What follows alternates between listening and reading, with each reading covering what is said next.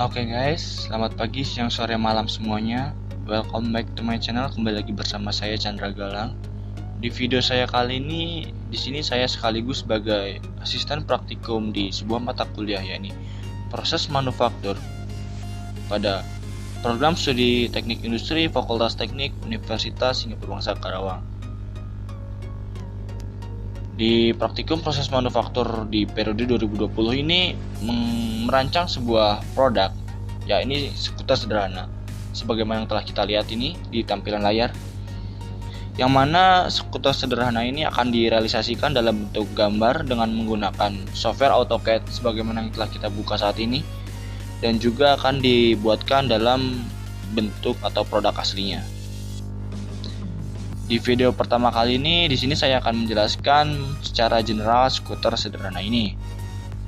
Kenapa disebut dengan skuter sederhana? Karena memang jika kita lihat dari detail dari skuter ini memang dibuat sesederhana mungkin karena untuk mempermudah dari praktikan sendiri. Apabila kita samakan dengan skuter-skuter yang ada di pasaran itu terlalu kompleks. Karena di proses manufaktur ini yang kita ambil itu manajemennya atau perancangan sistem kerjanya, bukan dari bentuk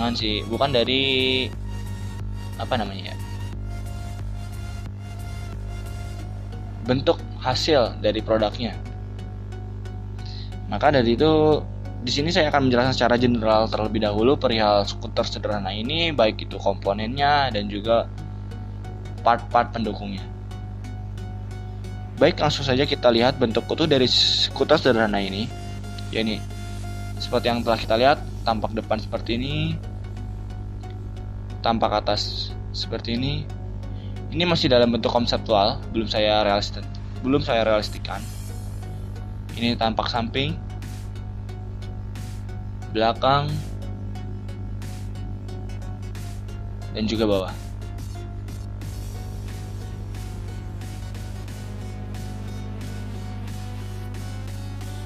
Yang mana telah kita ketahui bahwasanya skuter ini terdiri dari 11 komponen, yang mana 11 komponen ini sudah kita minimalisir sekali dengan tujuan untuk mempermudah dalam pembelajaran. 11 komponen ini dalam artian yang akan kita asumsikan sebagai komponen yang kita buat atau yang kita produksi di PT atau pabrik kita. Sedangkan untuk beberapa komponen lainnya seperti komponen pelengkap itu kita anggap sebagai komponen yang kita beli dari luar atau kita dapat dari supplier. Mungkin langsung saja ke penjelasan berikutnya perihal komponen.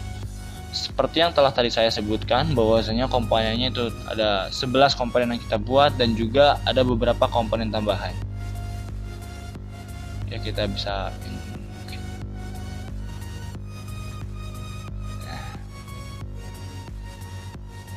untuk komponen yang kita buat, pertama ada 11 komponen. Yang pertama itu ada stang, seperti yang terlihat di sini, stang. Bagian dari stang ini stang. Nah, bentuknya itu pipa bolong dengan ukuran tertentu yang nanti mungkin akan saya jelaskan di lebih rincinya di video selanjutnya. Stang, tampak atas, tampak samping.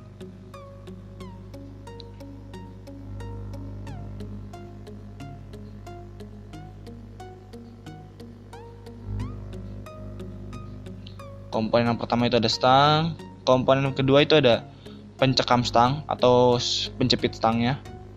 Ya,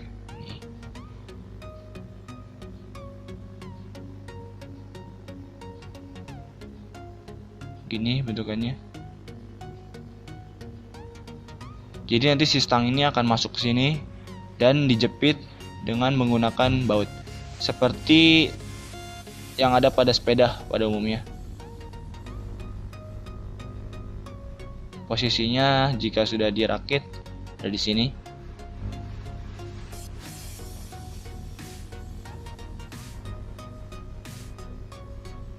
Nah, bagian yang atas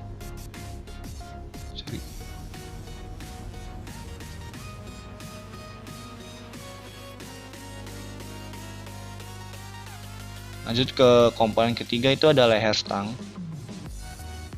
Ukurannya sama seperti yang digunakan untuk stang, hanya saja di sini lebih panjang dan juga memiliki bentuk ujung seperti ini. Karena nanti ujung ini akan dilas menyatu dengan dengan penjepit stang atau pencekam stang. Nah, pencekam stang itu akan dilas di atasnya. Tampilannya seperti ini, sama besi bolong. Dari bawah terlihat bolong. Yang mana bahannya hanya lebih panjang saja dari stang. Lanjut ke komponen keempat, yakni di sini ada penyambung.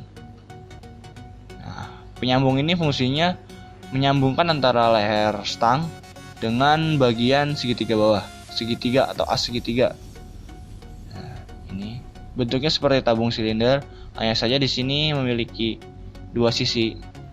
Yang mana nanti di sini sebenarnya ada sebuah komstir, hanya saja di sini tidak saya gambarkan atau tidak saya bentukkan dalam bentuk komstirnya karena itu mungkin gimana ya, batasan dari praktikum kita.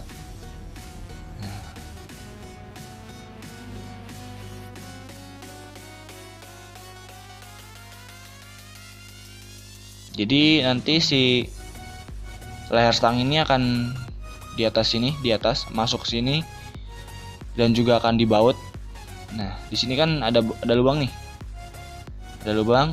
Jadi ketika leher stang masuk, dia dibaut. Sedangkan di sini itu lubang antara atas dan bawah itu berbeda. Seperti yang digambarkan di gambar ini. Nah,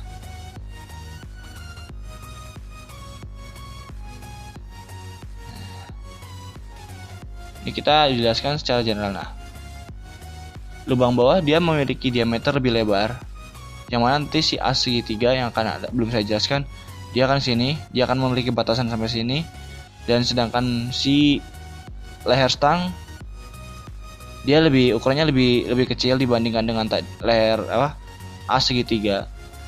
Dia akan di sini dibaut, ini baut tembus dan ini baut tembus. Itu secara sederhananya. Walaupun mungkin di situ nanti akan ada komstir, cuman untuk di sini tidak digambarkan. Untuk di bentuk utuhnya terletak di sini. Nah, dia berfungsi untuk menyambungkan bagian antara ini.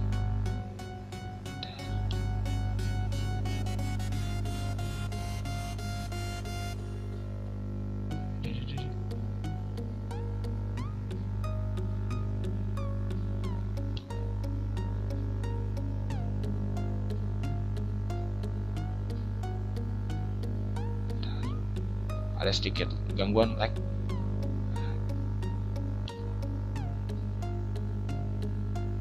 Nah,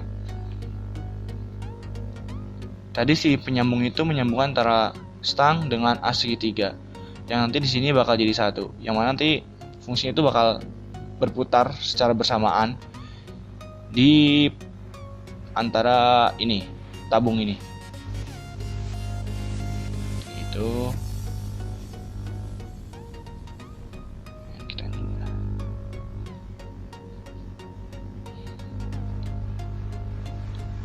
tadi perihal penyambung, bentuknya seperti itu, yang dimana bawahnya itu ada silinder segitiga.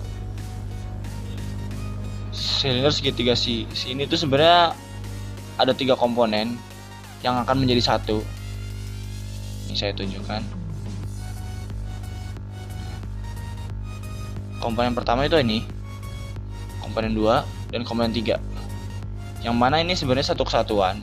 Hanya saja jika kita lihat dalam peta kerja, yaitu peta proses operasi, komponen ini tidak bisa dibuat secara bersamaan dalam satu alur. Maka dari itu harus tetap dibagi menjadi 3, yaitu bagian yang tegak, bagian yang miring, dan juga bagian penyangga, plat penyangga. walaupun sebenarnya ini satu kesatuan. Maka dari itu di sini komponen ke 5, 6, dan 7 secara berurutan, yakni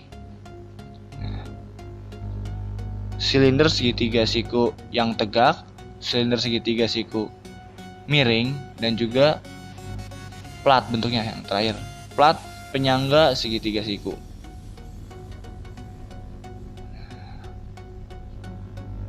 Untuk yang tegak, dia hanya bentuknya itu hanya tabung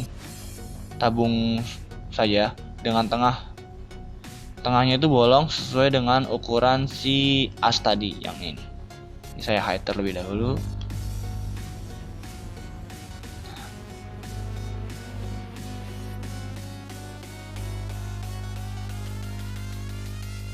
Nah, ini segitiga siku yang tegak, ukuran tengahnya itu bolong, maka dari itu si as dari segitiga ini bisa masuk sini. Hanya saja ukurannya itu tidak sama persis. Ada perbedaan sekitar 1 mili antara ini as dengan si segitiga, dengan si tabung ini, dengan si silinder ini. Perbedaan ini berfungsi untuk sebagai batas toleransi, karena kan ini berputar, sedangkan ini tidak. Maka di situ saya ambil perbedaan sekitar 1 mili.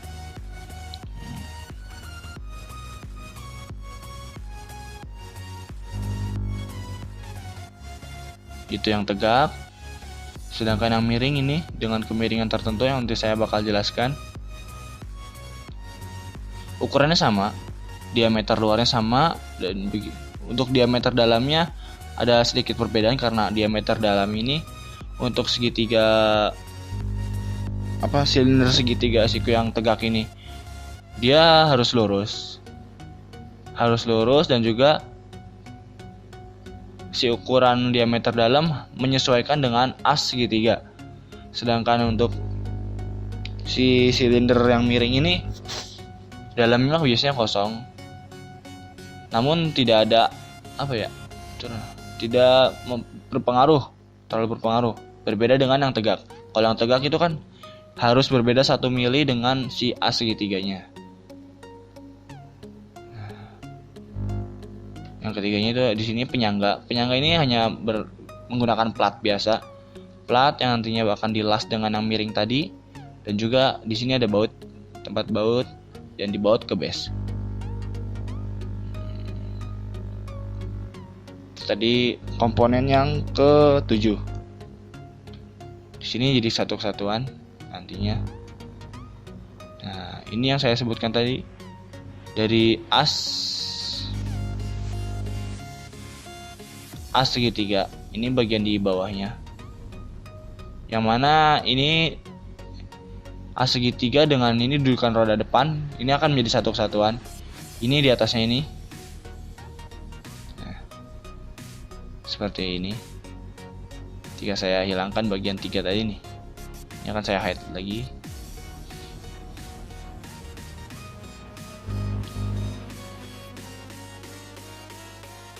Nah, si as segitiga ini akan menyatu dengan dudukan roda depan, yang mana di sini akan di welding. Untuk ukurannya sendiri nanti akan saya perjelas di video selanjutnya. Karena di sini general berarti kita hanya memperkenalkan perihal komponen-komponen saja.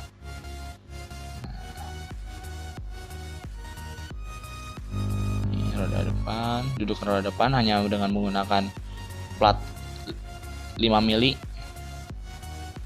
yang di bending. Selanjutnya untuk berarti part yang ke-10 itu ada base atau base dari skuter atau dari ini digunakan untuk pijakan kaki. Bentukannya seperti ini, sangat sederhana. Dengan runcing-runcing itu bertujuan untuk mempermudah kalian, mempermudah praktikan.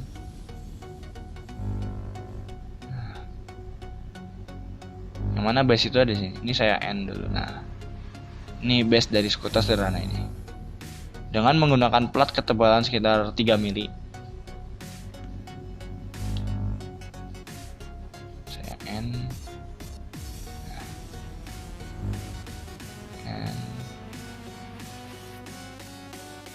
Hanya saja perlu diketahui bahwasanya base ini tidak hanya satu plat saja, dalam artian tidak hanya seperti yang digambarkan tadi di komponen ini. Kalau di sini kan hanya sebenarnya base ini memiliki komponen lain yang mana berfungsi untuk sebagai dudukan dari roda belakang dan juga dudukan dari spakbor. Nah, di sini. Ini dudukan dari spakbor. Satu kesatuan dengan base. Yang nanti bakal di welding di sini. Ini dudukan spakbor ke base di welding yang nantinya si spakbor ini akan dibaut ke dudukan spakbor. Begitupun dengan dudukan roda belakang. Nah, bentuknya seperti ini. Base dengan dudukan roda belakang itu akan di welding juga, yang nantinya akan dijadikan untuk dudukan roda belakang dan nanti akan masuk ini as ini di sini akan ada as roda. Hanya saja untuk meminimalisir atau supaya dari komponen yang dibuat di perusahaan kita tidak terlalu banyak, yang perusahaan kita asumsikan di proses manufaktur ini, maka dari komponen dari ini dudukan spakbor dan juga dudukan roda belakang itu kita asumsikan sebagai komponen tambahan, yang artinya tidak kita produksi di rancangan kita. Selanjutnya setelah dari base itu sebagai komponen ke 10. Komponen terakhir itu ada terakhir spakbor. Ya bisa kita lihat ini. Spakbor depan dan juga belakang. Perbedaannya hanya ada di dudukan.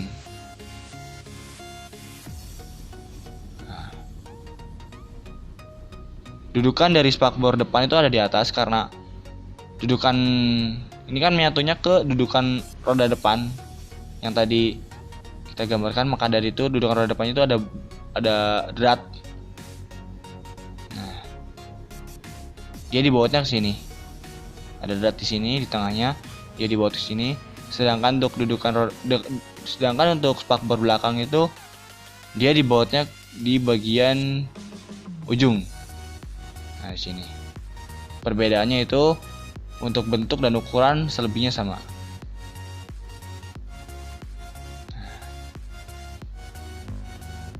Itulah 11 komponen yang akan diproduksi.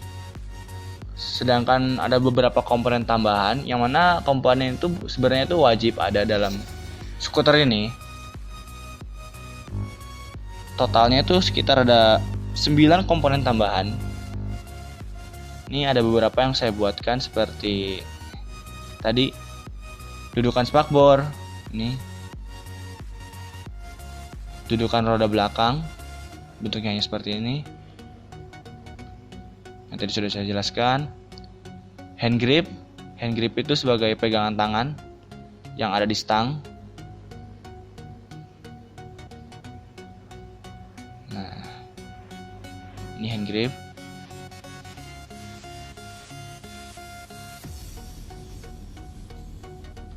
Hand grip dan juga yang terakhir itu yang ke 1 2 3 4, yang keempat itu ada roda. Roda kita asumsikan kita tidak memproduksinya. Jadi ini saya buatkan secara sederhana. Nanti perihal kreasi itu dikembalikan ke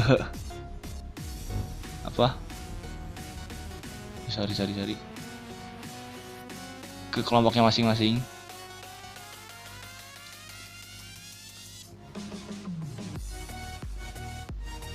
Nah, itu roda komponen yang keempat. Adapun komponen yang lainnya, 4 itu roda, yang kelima itu as roda. As roda itu ada di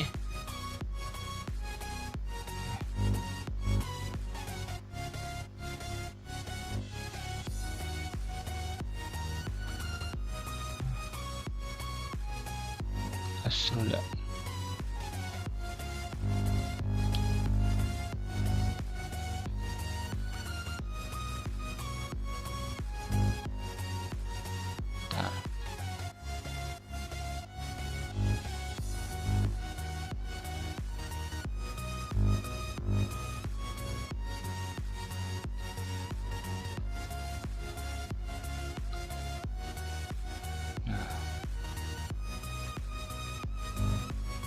As roda depan maupun belakang.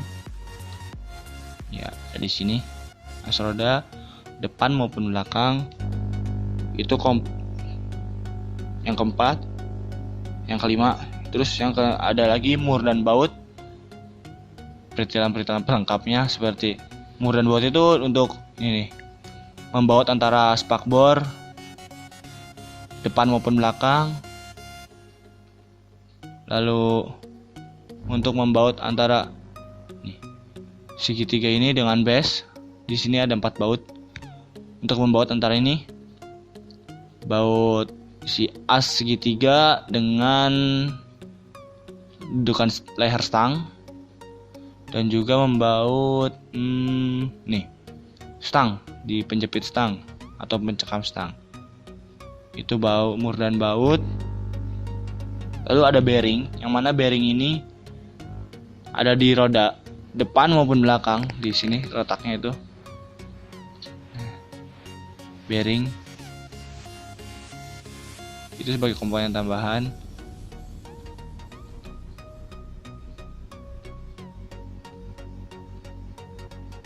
Nah, dan juga belakang.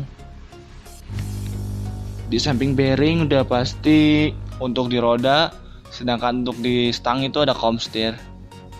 Komstir itu letaknya di sini, atas dan bawah.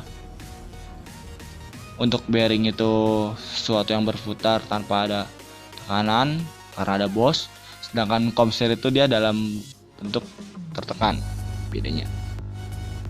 Yang terakhir yang lalu ada ini bos as, yang mana ketika sudah dipasangi bearing dan as itu kan lebih panjang. Untuk mengganjalnya antara bearing nih, misalkan bearing di sini, antara bearing dengan si dudukan roda itu pasti ada sela. Nah, itu kita gunakan bos. Baik ataupun di dalamnya, kalau memang bearingnya itu 2, berarti menggunakan bos juga. Berarti itu ya, tadi ada 11 komponen yang kita produksi dan juga 9 komponen tambahan. Di sini saya menjelaskan secara general, saya hanya memperkenalkan komponen-komponen saja dan bentukan-bentukan komponennya.